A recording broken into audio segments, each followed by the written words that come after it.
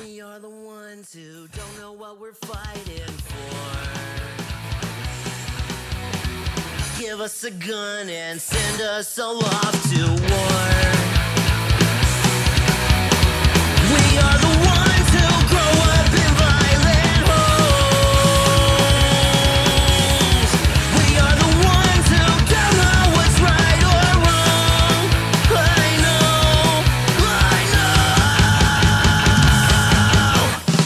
We are the ones. We are the ones. We are the ones who are born into war. We are the ones. We are the ones. We are the ones who just don't give a fuck no more. No more. We are the ones who don't know why we're losing score. Give them a badge so they could send us to the morgue. We are the ones who are scared to walk out the door. We are the ones who don't know what we're dying for. I know. We are the ones. We are the ones. We are the ones who are born into war. We are the ones. We are the ones. We are the ones who just don't give a fuck now. We are the ones. We are the ones. We are the ones who are born into war. We are the ones. We are the ones. We are the ones who just don't give a fuck no more. No. Get off his fucking neck! Oh, that makes you know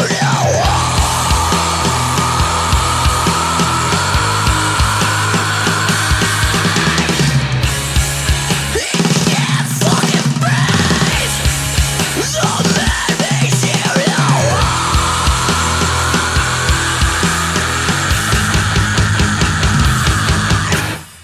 We are the ones. We are the ones. We are the ones who are born into war.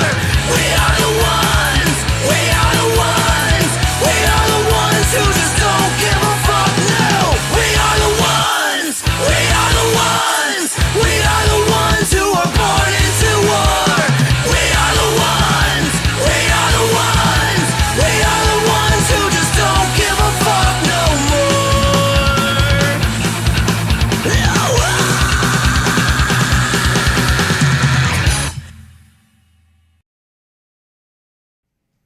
Warning: this podcast features adult subject matter, adult language, and things not meant for children to hear.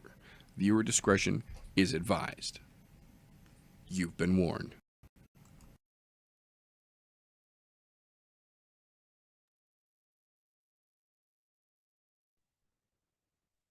So when the fog clears out from my mind, I'm in the shoe tying position, face down, ass up, but I can't move.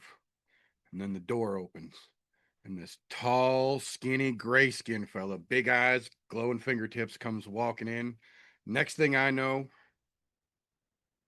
back at home in bed, funny shapes cut in my cornfield. Oh shit, wrong podcast.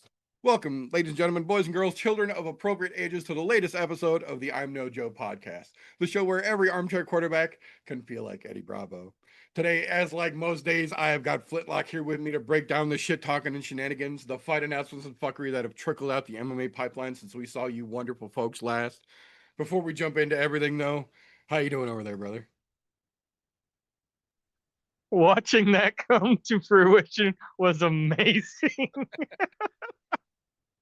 That came to me But about 5 minutes ago, right before we started the music. I'm doing good, man. I'm ready for some fights. That's all I can say. I hear you. I hear you. I don't believe Golf T is going to make it this evening. He's got some lifing right now. Slow Bake is going to be getting out of work in about 10 minutes. So, assuming they close up on time, he should be here in just a little bit. But that being said, we are going to go ahead and dive right in and kick things off the way that we like to around here. little bit of news and recent events, official fight announcements and cancellations, official rumor confirmations and denials, relevant things in the combat sports world that we feel you fine folks need to be aware of. We don't, for a change, have to jump backwards, but we do have some pretty close-up shit and some really dumb shit to close the news out, unfortunately, today. First and foremost here, as if one wasn't bad enough, get ready for Dos Chihuihuis. The UFC has officially signed Joshua Rosas, Raul Rosas Jr.'s older brother. He will be making his debut on August 8th at the UFC Apex against Miles Johns. I don't even know what to say about that, but it is in fact a thing that people need to be aware of, because if you are annoyed by Rosas Jr. like most of us are, it's about to get turned up to fucking 11. So there is that. Oh shit's coming up in 2 weeks for the UFC 330 card from Philadelphia. Jeff Neal has officially pulled out of his match against Chidi Njokuani. No specific reason given, so there's a lot of speculation up in the air right now. Chidi Njokuani, once he confirmed that they told him that Neal is officially out, has made it very, very clear that he wants to stay on that card. He realizes it's a week and change, but they've made fights with shorter turnarounds, so a short notice fight with a week and change notification shouldn't be the worst thing in the world. Should be a fairly easy fight if the UFC actually wants to keep that on the card. We will see as we get closer to, the time next week. The other one that we just got this afternoon, Spider-Man got the ring.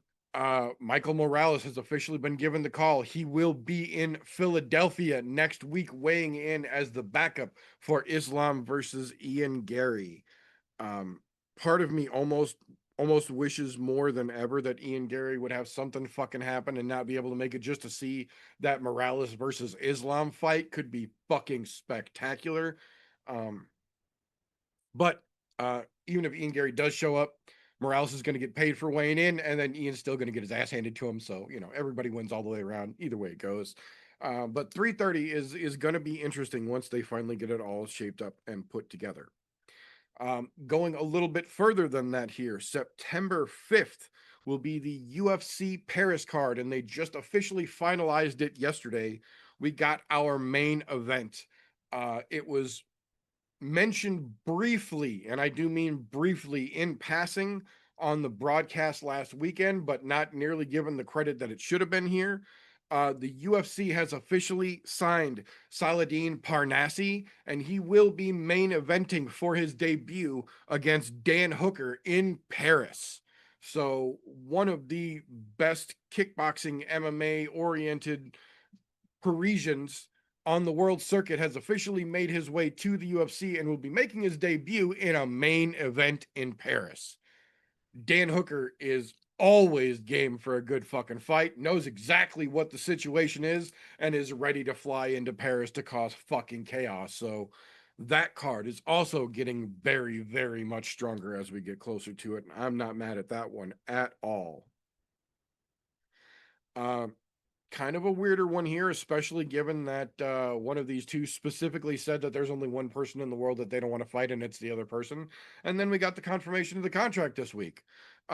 September 26th, just a couple weeks after UFC Paris, will be BKFC Manchester, technically BKFC 94, and their main event will be none other than Darren Till taking on Yoel Romero.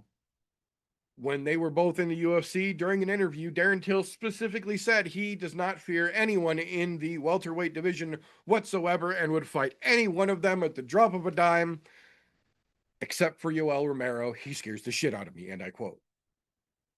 Justifiably so, because Yoel was still just as fucking big and just as yoked in the UFC as he is now doing BKFC and dirty boxing and all this other shit. He's just swole as fuck and not cutting much, if any, weight at this point. So I think Darren Till should have trusted his gut with that one, because I commend him for accepting this fight, but if he actually does show up to fight Yoel Romero bare knuckle, I don't care if they're in England. Yoel is going to put his fist through that man's skull like a fucking comic book.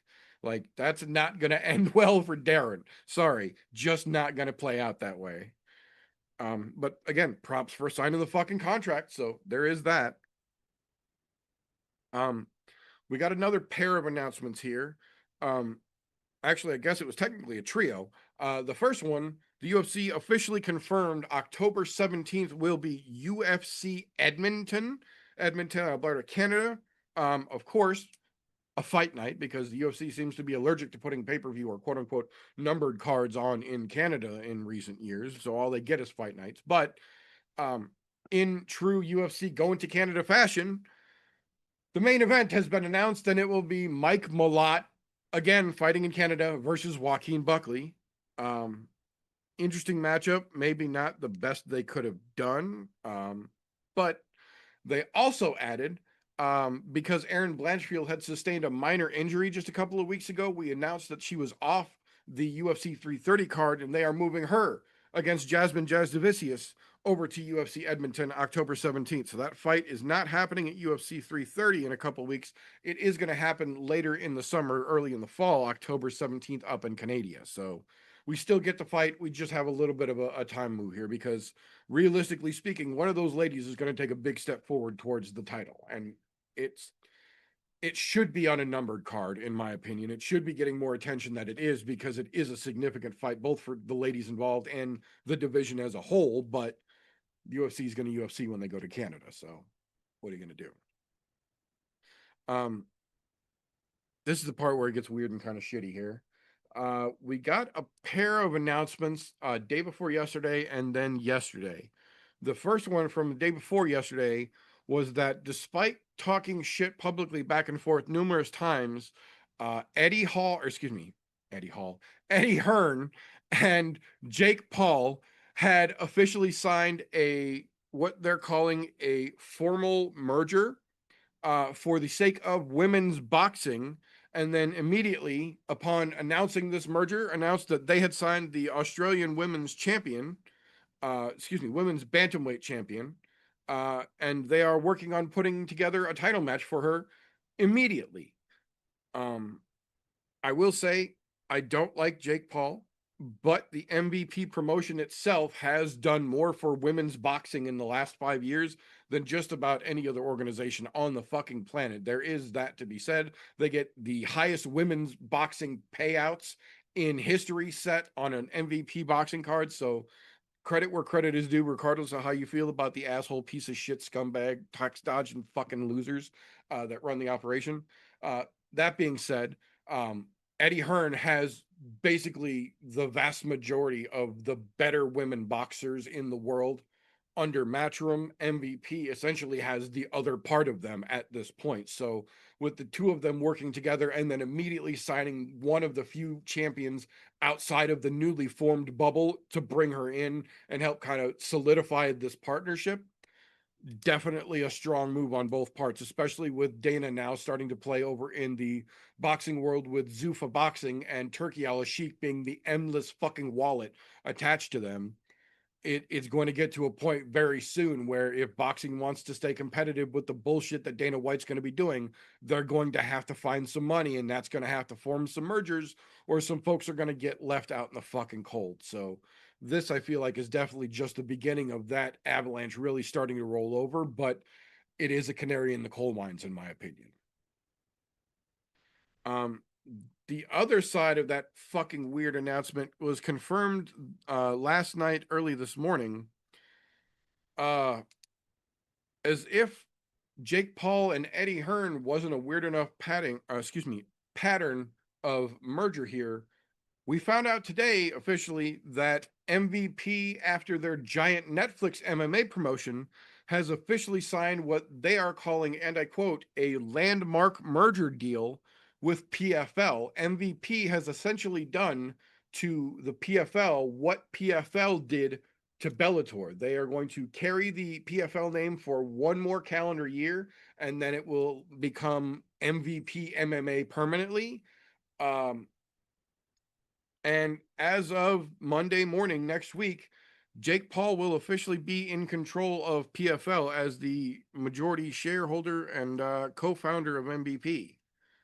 So, in the span of a weekend, that grimy little fuckstick has managed to get his fingers in both the boxing world internationally and the MMA world with Netflix verification of what their organization is possibly able to do in the future.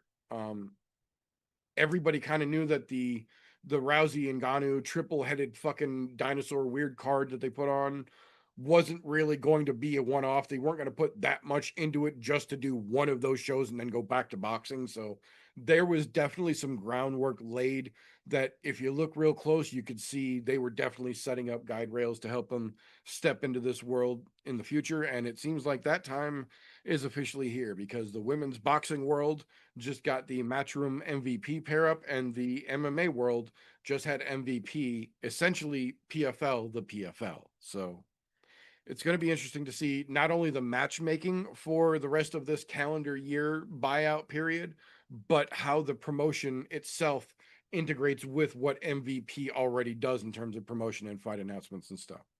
I don't know if this is for better or worse, but MVP is pushing all his fucking chips in the center here. So we'll see. At least I can say this. They are absolutely putting their money where their mouth is. So we'll see if they're writing checks that their ass can't cash or if they are really trying to do the damn thing. And if they are, it's going to be pretty apparent pretty soon. Last one here. I have said it many times and I will repeat it as many as necessary. Yes, I do watch boxing, but no, I do not have near the understanding or the meta knowledge of the boxing world as I do with the MMA world at large, even really just as the Brazilian Jiu Jitsu world at large. Um, I watch boxing when it's convenient for the most part. I'm not full casual, but I'm nowhere near an expert. I've got friends that are absolutely rabid about boxing, and I rely on them for 90% of my unregistered opinions, the same way that they do to me for MMA stuff.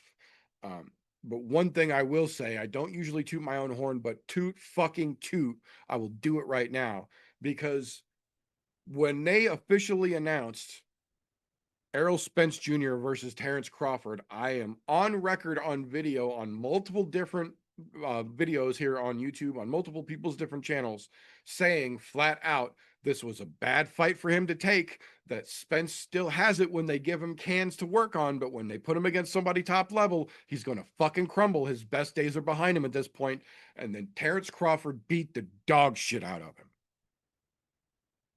Well, almost 2 years later, I believe, two and change later, his fight was announced for last weekend. And some of my boxing friends asked me, you think he's going to make his big comeback here? You think, his best days are still behind him? And I doubled the fuck down. I said, not only do I think he's going to get his ass beat, but I said before the fucking Crawford fight, and I'm on record doing so, that he has already passed his best days and that it's only going to get worse until he quits. Well, if you watched that fucking fight last weekend, you absolutely understand that he, yes, might have hung in there for the duration of the match, but he looked like an absolute fucking shell of himself compared to any of his highlights from any of his fights prior to the Bud Crawford fight. Well, he has officially announced over the weekend that Errol Spence Jr. is going to officially retire coming off of that loss at 36 years old with a record of 28-2. Yes, the Crawford and then last weekend's loss were the only losses on his entire professional career. And the second one was enough to send him off into the sunset. And I don't mean to make light of that because we always say it on this show, and I will continue to always say it on this show. I would much rather see a fighter make the decision to hang their gloves up of their own volition while they are still able to tie their own shoes and sign their own name legibly than the alternative. I would always, always, always rather see a fighter make the decision to retire than have that decision made for them by medical staff or loved ones. Yes, he is 36, but he is 36 with a considerable reputation. One would assume a decent bankroll stashed away for when this moment inevitably came, and a good family around him who can surely help him if the first two aren't in place yet. So as much as I might not have been the biggest fan and I might not have been cheerleading for him, I will absolutely tip my cap to Errol Spence Jr. for making the decision on his own to call it at his time, because I said it before and I'll say it again, it wasn't going to get any fucking better. He shouldn't have taken the Crawford fight, and it made me look real smart when that one played out, and I doubled the fuck down on this one last weekend, and boy, I feel like a fucking genius for it. So I don't wish him any ill will, but when it's time to go, it's time to go. So Errol Spence, have yourself a great future. That being said, that is what I have got for news over here. Did you happen to pick up anything over the week that I might have missed, sir? No, I was going to ask you about the MVP thing, but apparently it's true. So Yes. there we go. It was the rumor was posted over the course of the weekend and spread like fucking wildfire for obvious reasons. But the officials were put out either Sunday morning and Sunday afternoon, or Saturday evening and then Sunday morning, something like that. Just recently, like in the last 24 hours, they were both officially confirmed. The current head of PFL, I can't remember his name off the top of my head, the guy that took over when publicity failed the prior CEO, he will stay on as a board member and a consultant.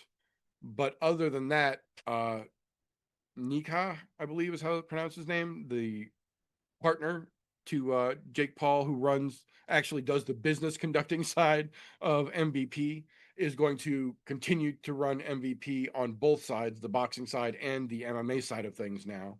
And then Jake is essentially going to keep doing matchmaking and be the face of the boxing thing, but he's going to be in control of the MMA side of things, starting effectively Monday. So I don't know. I think the matchup, or the merger with Eddie Hearn, makes a lot more sense, considering the Amanda and Katie fights that literally set the fucking record for highest female boxer payouts in world fucking history, and then upped it when they did the rematch. So like, I get it. The work they have done in women's boxing, I will give him credit for. They have absolutely helped that side of the world out quite a bit. Eddie Hearn basically has been doing that for the last decade and change for the rest of the world. So the two of them teaming up could get some real legitimate great women's boxing matches made in the very near future, now that all the cards are essentially mushed back into the fucking table and recirculated. The MMA side of thing gets a little weirder though, because now are they going to restructure all of the contracts that PFL had to try and integrate all of those fighters in as MVP fighters? Are they going to do what they did to Bellator and just wait till that calendar year is up and fucking cut everybody and then re-sign who they want back and forth and actually build themselves a roster instead of inheriting one and modifying it? Are they going to try and bring back all of the 40-something-year-olds that they had for their quote-unquote one-off MVP MMA card and try and bring them back under actual contract to compete in an organization that will, without doubt, be directly competing with the UFC at this point? Everything gets real weird until we get some official clarification next week, but Shit, you just put a whole bunch of thoughts in my head. I was just going to ask, or I was just thinking maybe they'll get a better pay.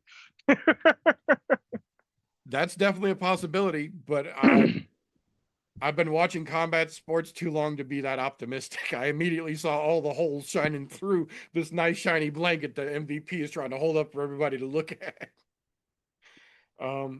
And I'm not saying, don't get me wrong, I'm not saying it's automatically going to be a bad thing because that blonde fucking Muppet is, now in charge of people's genuine fucking careers more than he was. But at this point, you know, we live in Missouri. You're going to have to show me, motherfucker. Like, I definitely will not take that son of a bitch at his fucking word, because it ain't that fucking valuable in my opinion. But his actions so far have been seeming to back up what he's saying. So if he stays on that fucking path and actually does what he says he's trying to do, I'm not saying that I'm going to root for him, but I might hate him just a little bit less.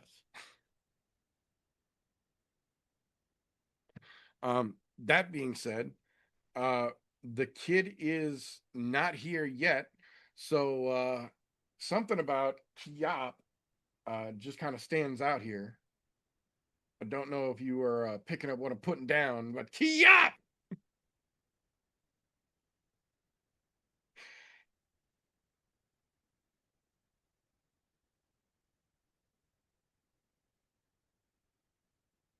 Gotcha, I got you. So today we're going to talk about the elbow. Now, while it is used in many different disciplines and many different ways, I personally think the Muay Thai discipline, especially kickboxing, uses it perfectly. The amount of times I've seen a person's face sliced open from one elbow, one well placed elbow, whether it's a step in, whether they're using it as a jab, in close, on the ground, it's perfect. Perfect. When used correctly. Now, a lot of people like to be showboaty. A lot of people like to do the big move. Do the, oh, well, he got a knockout like this. I'm going to try it.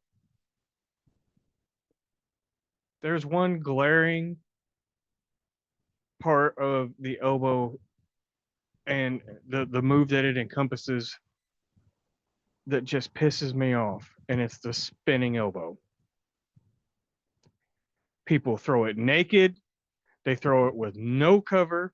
They throw it without a distraction. I've seen people throw it 4 or 5 feet away from the person that they're trying to hit. Why? Multiple times in one round. I seen one guy do it almost 6 times in one round. If there'd have been 3 more seconds on the clock, he'd have done it again. And it's just naked elbow, and the guy's just backing up the whole time. What? Are we playing Beyblades in the middle of the damn ring? Like I said, when used properly, the elbow can be a surgical fucking tool that every fighter should know how to use. Whether you got blades on your elbows or you're a big old dude that's got a big ass club for a fucking elbow. You need to know how to fucking use them. They are devastating. We've seen people's eyes instantly swell. When I say instantly, it's a few seconds, but that motherfucker is purple and swelled shut. Broken eye socket, broken orbital, broken cheekbones, fucking surgical stitches across the head. Instant fight stoppers when used properly. Now, I said the Muay Thai, kickboxing in particular, uses it very well. I will say a lot of people in MMA, like primarily UFC, but the people that put on MMA matches, when they get on the ground, watching a guy be able to use his elbows on the ground strategically and fuck somebody up, when you're 3 inches away from somebody and you knock them out with an elbow, holy, like, seriously? The fuck are we? I didn't think we were allowed to bring weapons into the fuck. What? Who hit me with a baseball bat? Really? It's one of my favorite moves ever. And like I said, when it's done perfectly, it's a thing of beauty. And I'll leave you guys with that. Thank you very much, sir. I absolutely agree. And as soon as you started talking about it, the first thing I thought of was the fucking fight that we just watched where that dude threw 5 almost in a row in the span. It was under a minute. Like, they had less than a minute on the clock. And this dude spun one way, got nothing but fucking air because he was wide away from the guy that he was fighting. Spun the other direction as soon as he realized he got nothing with the first elbow. And the guy just backed up again and watched him do it and kind of walked to the side a little bit. The guy spun that way and then the guy just backed up. He threw like a feint and then spun again. And even the commentator was like, oh, he's really liking his spins tonight. One prime example of using an elbow strike perfectly. And it's a low hanging fruit, fucking easy to fuck. Rod tag. That man's fight IQ. I've watched this clip, I don't know how many times, ever since I started doing research on this guy. I wasn't sure who he's, I couldn't pronounce his name, but he's getting ready to throw this, and Rod Tag sees it coming because he telegraphs it so much that he steps in, blocks it with his elbow, steps to the side, and hits him with his elbow and knocks the guy completely out. Perfect execution. Chef's kiss. Yeah, Rod Tang is definitely a master of that fucking step in, and he might be a little dude, but when he puts his whole pussy into that shit and steps in with that elbow, I've watched him send dudes flying across the fucking ring. Sometimes they're conscious when they land, sometimes they're not, because that little motherfucker uses every limb he's got. Like, he would be terrifying if he decided to stop doing kickboxing and stop doing Muay Thai and started going exclusively into left-way matches. Jesus, titty fucking Christ, that dude would ruin people's lives. He takes people's consciousness as it is. He would just fucking murder people in left way. He's another one that would get shot, not fought. Yeah, no, he's one of them dudes that I don't care how big he is. I don't care if he's quote unquote out of camp right now. No. Yeah, no, I completely agree with you there. I completely agree with that. Excuse me. That being said, though, this is the point where if you've been watching combat sports, as long as some of us have been watching combat sports, you start to figure out what you like to watch and when it comes on and the best way to watch it. And after so long, you start to develop habits and you get a little bit of a blinders for what you're watching. You start to lose the forest for the trees, if you will. Luckily for us here on the show, we've got ourselves a bona fide young person out there diligently and delicately fingering the pulse of the MMA world to help keep us abreast of all the names that are going to be names before they are names in a little segment that we call Slows, Cans, and Contenders. Appreciate you, brother. Glad I was able to fucking make it tonight. Shit's definitely been hectic, yeah, but I got a couple things to talk about. I've not fucking watched shit worth of fights the past few weeks since the Connors debacle. Only got to watch the main card last week because of the time. After I got done with the fucking plans, got to head in, fucking watch the fights around noon. It was a pretty good time. But this weekend, I haven't thought about at all up until this point. Like, I know Uros is fighting. It's the only thing I'm genuinely excited about. I like me some motherfucking doctor. Fighting an easy fight, in my opinion, too. Fucking D-Rod hasn't fought in, about a year. Fucking spent like 8 months in jail. So, I'm feeling the doctor's going to be in this weekend. And I'm also excited for the young kid, Navajo Sterling. Now, we had that situation last weekend where Bogdan Guskov got himself a nice little short notice opportunity against Ankalaev. Kind of shat the bed in that one. That fight was, in all honesty, dog shit to me up until the end when Ankalaev really started beating his ass. It was just kind of a sad excuse for either one of them up until Ankalaev turned it on. I feel like that'll be the same this weekend, you know? Like, Navajo Sterling has had some slow moments starting off in the UFC. His last fight, he finally got a finish. Looked really fucking good. And fighting Jan, though, yeah, motherfucker's old. He doesn't necessarily have the same Polish power, but he's going to kick the shit out of his fucking legs. He's going to fucking grapple with him. He's going to make it a hard motherfucking fight. So I don't see Navajo getting a finish in this one. He's going to fucking test the kid. He's going to have to grind it out. And even if Jan's old, man, you can beat that veteran. That definitely puts him in a good spot. Solidifies the kid as a top 10 light heavyweight at this point. So, but also got a weird ass situation with that, you know, fucking multiple dudes now from Australia bitching and complaining, saying they ain't going to fight Mr. Uhlberg and want to kick Mr. Bobby Knuckles and Navajo Sterling in the nutsack. We need some fights happening, motherfuckers. We finally get some excitement in this division. And no. I've eaten food with this guy. I can't fight him. Motherfucker, I give you $1 million and another championship. You better get your ass in there. So just a weird feeling, man. It's the honest truth. We've talked about it a lot. And I'm getting to that point. Like, I'm a true diehard fan now, right? I'm getting sick and tired of this shit. Sick and fucking tired of bullshit fights, just like TJ's been saying for fucking weeks. My mentality's been, I don't give a fuck about these fights until we get some good fights again. Like, honestly, I got way too much going on in life, trying to start my own fucking company and shit now. I need some good fights to make that time. This ain't it. I got those two names. That's the only shit I can be excited about. Eros Medic, Navajo Sterling, and one fucking fight that could be interesting. We'll see. Ludovic Klein, Tafik Musayev. That one could be fun. That could be fun. We've seen some fun fights from both of those motherfuckers. Pinning them against each other. Could be a good time. Could also be okay. Right? That's where we're at. Fucking dozen fights. 3 of them might be all right. Kick me in the balls already. Son of a bitch. Let's fucking get us some good fights. How about it, boys? I would like that. Yeah, fucking kicked in the balls again this week. Hearing the rumors about 330. You know, fucking maybe a Michael Morales and Yaroslav Amosov fight. And oh shit, they were talking about rumoring another one too.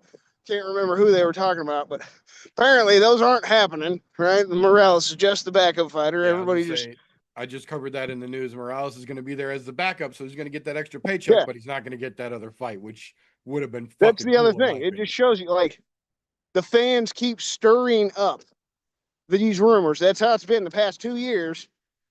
Us fans are better matchmakers than the motherfuckers matchmaking for the UFC. We know what fights should happen next, what makes sense for guys, what would help them build up a climb, actually earn a title shot, all these things. We've been here. We show up every fucking week. We watch these motherfucking fights. Apparently, just like every corporate fucking company in this country, the motherfuckers have their head up their ass and never pay attention to what the product actually is, who the fighters are, all this shit, right? It's just so over it, dude. That's why I'm doing what I'm doing with my own shit. Sick and tired of the corporate bullshit in this fucking country. Sick and fucking tired. People need to take some motherfucking power back. And I mean, us fight fans, we're crazy as shit, just like the fighters. I feel like fighters and fight fans band together, we can get some fucking good fights back. That's all I'm asking for, right? Pay the fighters a little bit more money and give me some good fights again. That's all I got, though. I think TJ would be proud of me this week. I'm fucking sick and tired of the bullshit, man. Give me some good fights.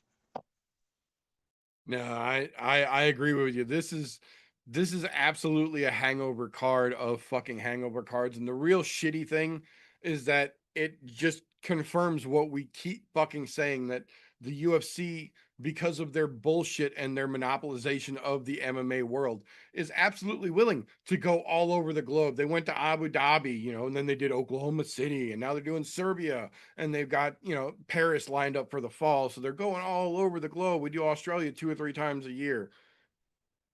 But if you stop and think about it, when's the last time they did a numbered event or quote unquote pay-per-view card outside of the US? They are almost always in the US at this point. We got 331 that's going to be in LA, 330s in Philadelphia, 329 was in Las Vegas. Like, all the big numbered cards are staying here, and they're starting to use fight nights as an excuse to go on the road instead of letting the fucking pay-per-views fall once a month. And if you're on the road, you're on the road.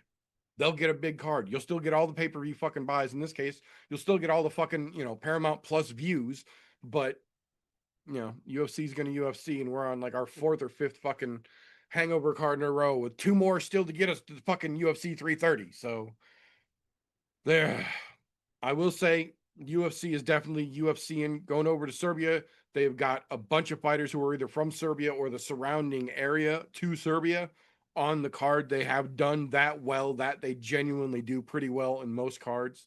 But this, it almost feels like they're trying to make a bigger impact in Serbia than they have anywhere else, because yes, it's not the greatest fight card, and I'm not going to try and pretend it is, but some of the matchups on this fucking card are almost set to be sacrificial lamb style fucking matchups. I love D-Rod, but he spent the last 8 months at a fucking prison in Mexico. You can't tell me in a month and a half after that, he got himself back into complete fucking fighting shape. I like D-Rod, but that's a lot to ask. That's a lot to fucking ask.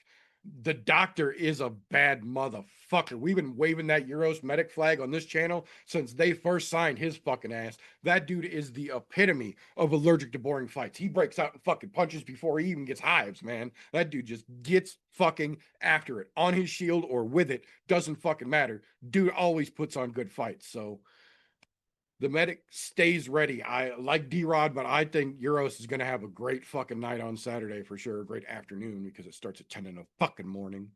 But I agree completely with the co-main event predictions here as well. I will be screaming that Polish power is still there until the day that he hangs those goddamn gloves up. But I think at this point he is definitely on the back nine. If he's not putting on 18 at the moment, that's for you, Golf T. Wink. The clubhouse is in view. The round is almost fucking over. It's about time to head home and call it a fucking day for Jan Blachowicz, but he ain't quite there yet. And I agree completely. I don't think Navajo Sterling has what it takes to finish that big motherfucker, but I think he's going to be able to outlast him and be able to do more, even over the course of just a 3-round fight. I think he's young enough. I think he's strong enough. And I think he's good enough. He's going to be able to give that Polish fuck a run for his money for the whole of the fight and then get the nod once it gets to the judges. Because I don't think he's going to finish him. But I agree. Jan Blachowicz is going to test that young man. And if he's capable, then he absolutely deserves the rockets that they're going to strap to his ass. But if he ain't ready, I'm telling you right now, ask your buddy Izzy what happens when you fight Jan Blachowicz and you ain't ready, because he's going to meat grinder your fucking ass and send you home in a puddle. It's going to be interesting to see how it shakes out. One that I am very curious about, not for a lamb to the slaughter reason, but just because we talk about it all the time, we would much rather see dudes fight at their natural fucking weight than to cut, ridiculous amounts of fucking weight and then try and weight bully on fight night. And we get the debut this weekend of heavyweight Alexander Rakic. And we have not seen that before. He was a legitimate threat, top 10 contender. I don't know if he really would have been title worthy, but he was absolutely top 10 contender at light heavyweight. This will be his debut at heavyweight. And they said that he's not really a big dude, but he generally walks around in the 230s to 240 range, which is ideal for a heavyweight that's not going to cut weight and have your natural fucking strength and ability exactly the way that it is when you're out of fucking fight camp. So you're used to the way your body is going to react. We get to see how Alexander Rakic is going to do with that this weekend, but they're not giving him an easy test. Marcin Tybura is not a world breaker, but he is another one of those big motherfuckers with crazy Polish power. And if he puts that fucking right hand on you, he could change your zip code real quick, whether you realize it or not. If Rakic is actually ready for this and he's going to be serious about coming at the heavyweight division like he says he has been, this is where he's going to show it. But much like Jan Blachowicz is going to give that same fucking test to Navajo Sterling, if Rakic is just coming up here because he's tired of cutting weight, Marcin Tybura will fucking mollywop him for a solid 15 and won't give him a break, because that big boy can rumble. That big boy can go a hard 15. Tybura can give you a big fucking problem for the entirety of the fight. And if Rakic is just half-assing this, we'll find out Saturday, because Tybura will fucking expose him, I'm telling you now. There are a couple of sacrificial lamb matchups, like I mentioned earlier. Vlesko Chepo versus Gilbert Urbina. Like, Chepo isn't even internationally ranked at this point. He's not even ranked on Tapology at this point. Urbina, to his credit, is still ranked number 67 in the world on Tapology. Nowhere near a ranking in terms of the UFC, but Urbina just has proven that the family name is strong. The fighting ability in that family does not match the hunger to fight in that family, unfortunately. And we have now seen it with, I believe, 4 of the Urbina brothers. it really feels like they're flying him to Serbia to sacrifice him to a local dude here. We'll see what Chepo is capable of. Same thing that Chris mentioned earlier, Ludovic Klein versus Tafik Musayev. That's one of the early standouts on this card for damn sure. Not sure it's going to be all action all the time, but it's definitely got the potential more than most to be a good fight on this card full of what the fuck are we really doing here. I will say the other Polak that I was super stoked to see on this card, Mateusz Rubeski, taking on Kyle Prepolek, the Canadian body. They're setting that man up to get fucking slaughtered. Prepolek is going to get fucking hammered. Rebetsky in front of that fucking crowd in Serbia is going to be a hammer, and Prepolek is going to be a nail. And I don't think, unless there is that 1 in a million fucking chance that Prepolek lands magic early, I don't think that one goes to the judges. I think that Polak's going to fuck him up in maybe a round and a half. But I don't think scorecards are going to be necessary in that one. Excuse me. Same thing with the fight before it. Nina Milicevic versus Haley Cowan. Haley Cowan's 7-5. How the fuck is she still in the UFC? Like, they're flying that girl over to Serbia to get fucking bodied by a local for sure. I will say, of all the bullshit though, kind of sneakily flying under the radar, the opening fight on the card itself, Marina Spacek versus Stephanie Luciano. Luciano 7-2-1, very fucking capable. Marina Spacek 7-1. Very rarely lately do we see the ladies get matched up accordingly, and this seems to be one of the few. But that being said, without TJ here, yours truly will have to handle that duty. So as we jump into that, one moment, please. Tapology.com in no way, shape, or form supports, sponsors, or endorses the I'm No Joe podcast. Yet. That being said, Tapology.com does give you the option to go into their site, make a free account, and make fantasy-style MMA picks like we do here on the show. They even let you make groups on there, so we made one. It's called I'm No Bookie, all one word, or Group 965, however you need to find it. The group is open to the public. You are welcomed and encouraged. Make yourself an account, join the group, and then let us know who you are, and we will hold your picks accountable with our picks in a little segment that's usually handled by TJ. I take it. Okay, so that being said, we are officially in a pause break at the moment because of the way that Tapology had their scheduling. They did not have the most up-to-date UFC events in their calendar when we made this event. So we've got a couple of weeks here that are just for the group, not for the actual competition. The competition goes back on UFC 330 in a couple weeks. That being said, it was still a hell of a fucking battle in terms of the group itself here. Donna was nipping at my fucking heels. I went 11 for 12, missed one, just fucking one. So fucking close. And Donna was right on my fucking heels with 10 of 12. I went 11 of 12 for 690, 3 decisions, 2 perfects. Very fucking proud of that. Or excuse me, 3 decisions, 1 perfect, 1 semi-perfect. Donna went 10 for 12 with 3 decisions and then 2 perfects. Our old friend here, Flintlock, right behind Donna with 11 of 12 for 640.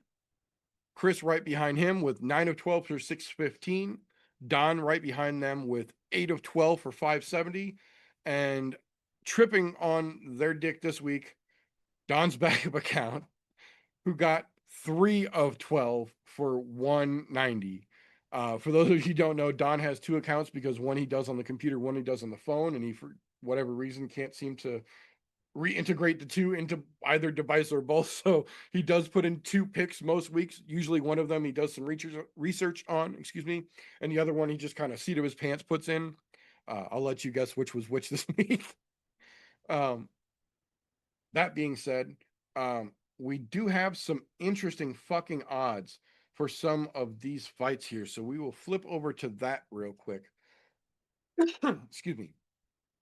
This week's fights, are brought to you by my bookie via Fightful.com. There's a couple that had some similar odds, but their fucking pages were weird, and we weren't playing that game, so we're going inadvertently through my bookie here. One of the larger odds on the card, one that I mentioned, the opening fight, Marina Spacek versus Stephanie Luciano. Spacek as a plus 232 underdog, Luciano coming in as a minus 310 favorite. The Brazilian is the favorite in Serbia, which is fucking crazy to me. The other one, the other ladies fight, Nina Milicevic versus Haley Cowan. Haley Cowan coming in as the plus 367 underdog to Milicevic as a minus 561 favorite. Just fucking craziness to see odds like that on prelim fights. Klein versus Musafayev. They have got Tafik Musafayev coming in as a plus 204 underdog versus Klein as a minus 275 favorite here.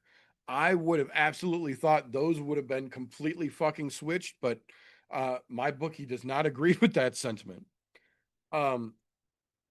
Get to the biggest ones on the card here before we do the co-main and main event. Kind of fucking crazy. Mentioned it earlier. Mateusz Rebecki versus Kyle Prepelic.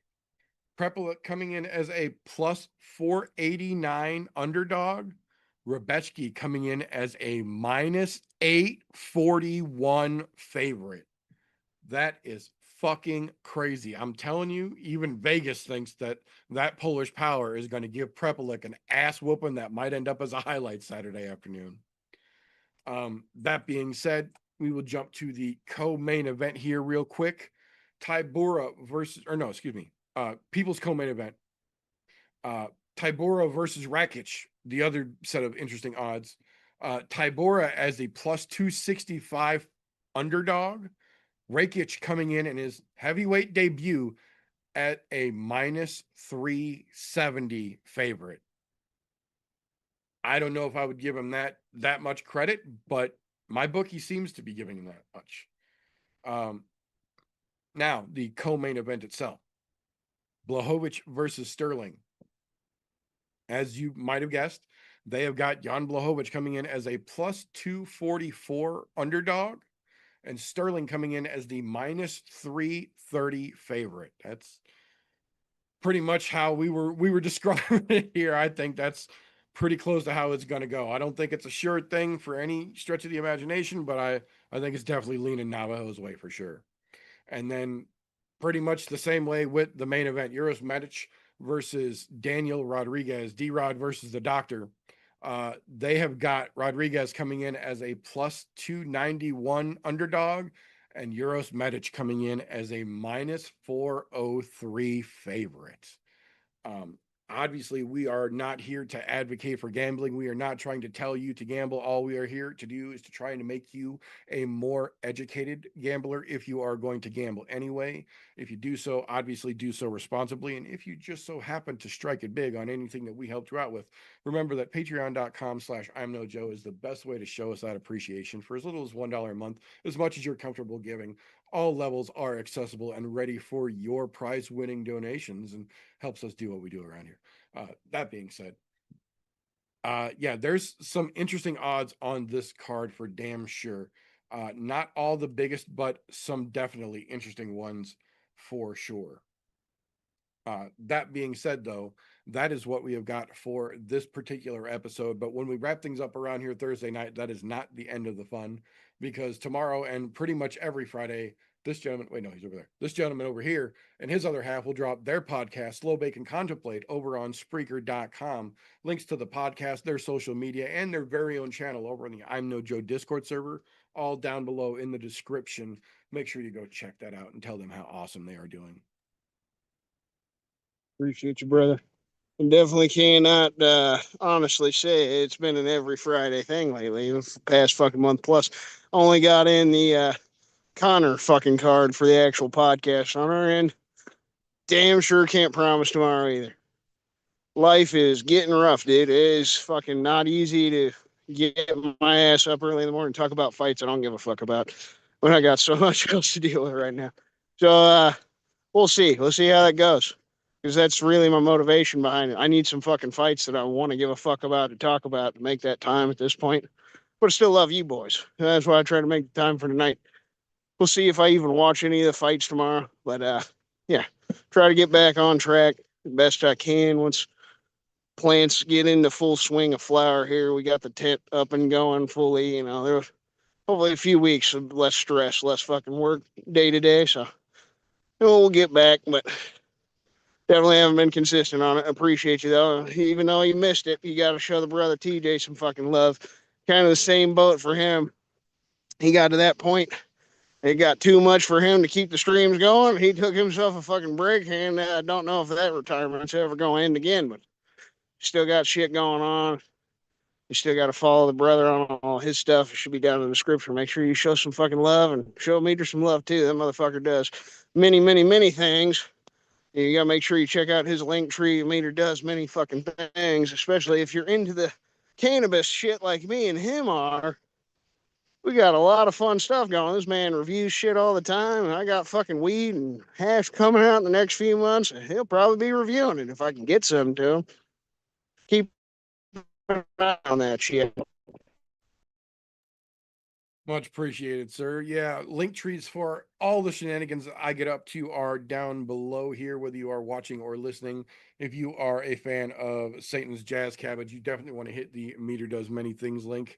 If that is not your cup of tea and you are just here for Punchy Kiki, by all means, that is perfectly acceptable as well. There is an I'm No Joe link tree down there as well that takes you to all things I'm No Joe, because we try and do this pretty much every Thursday when there are fights to talk about.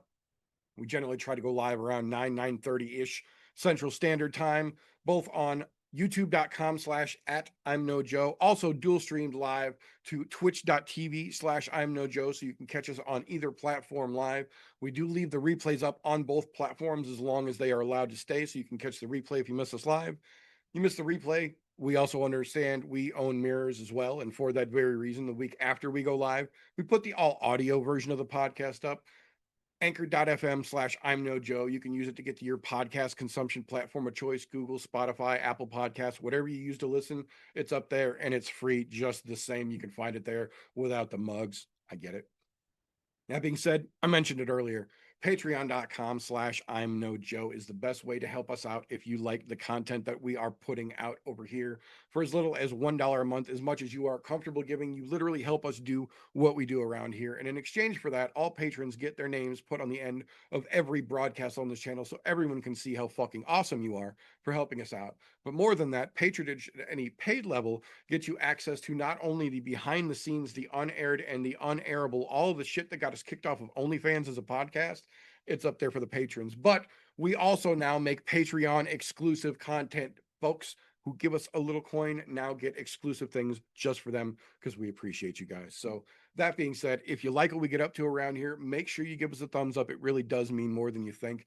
If you want to see more of this shit, don't forget to subscribe and turn that little notification bell on, because YouTube fucking sucks at telling you when we actually have something go live. You never know, something might pop up.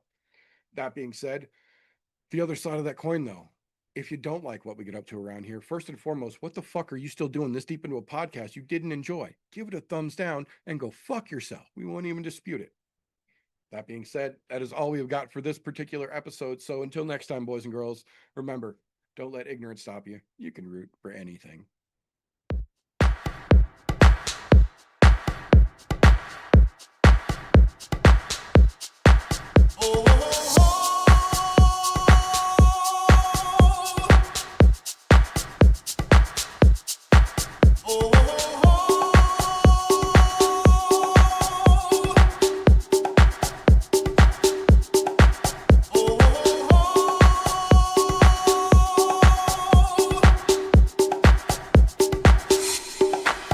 Everybody was kung fu fighting.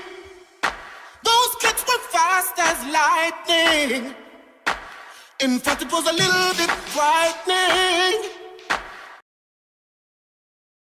How do I say goodbye to what we had? The good times.